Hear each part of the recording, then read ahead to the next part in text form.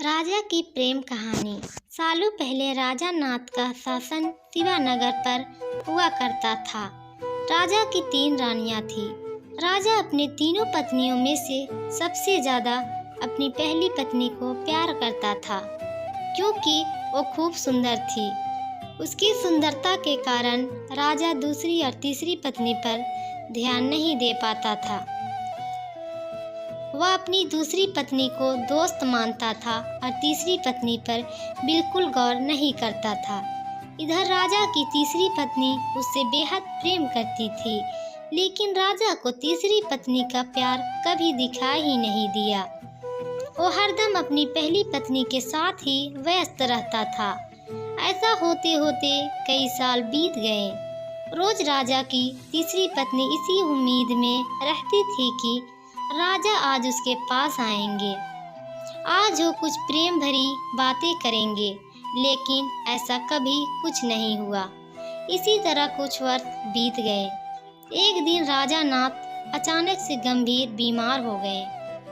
उनकी तबीयत देखते ही देखते खराब होती गई और उनके जीवित रहने की उम्मीद कम हो गई। तब राजा ने अपनी पहली पत्नी को बुलवा भेजा। राजा की पहली पत्नी राजा के पास आए तो राजा ने उनसे पूछा कि मेरे जीवित रहने की संभावना बहुत कम हो गई है और मैं भगवान के पास अकेले जाना नहीं चाहता हूँ। क्या तुम मेरे साथ चलोगी?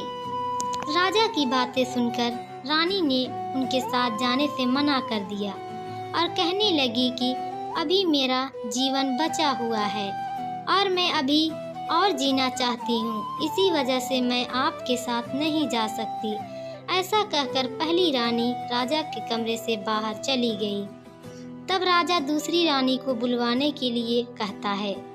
दूसरी रानी को जब पता चलता है कि राजा अपने अंतिम क्षण में है और वो अपने साथ अपनी पत्नी को ले जाना चाहते हैं, तो वो राजा को पास जाने से ही मना कर देती है।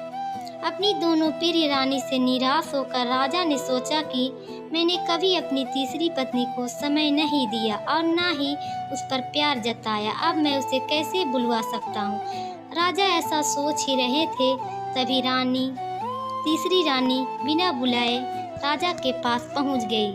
तीसरी रानी को राजा की इच्छा पता होती है, इसलिए वो सीधे राजा से कहती है, स्वामी, मैं आपके साथ चलने के लिए तैयार हूँ।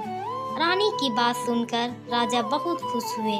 साथ ही उन्हें यह निराशा हुआ कि उसके सारी जिंदगी उस रानी से ठीक तरह से प्यार नहीं जताया, लेकिन यही मुझसे सबसे ज़्यादा प्रेम करती है। उसी वक्त राजगुरु एक जाने माने वैद्य को लेकर आते हैं, जो राजा की तबीयत को ठीक कर देता है। राजा की ठीक होते ही अपनी तीसरी रानी से प्रेम करने लगा।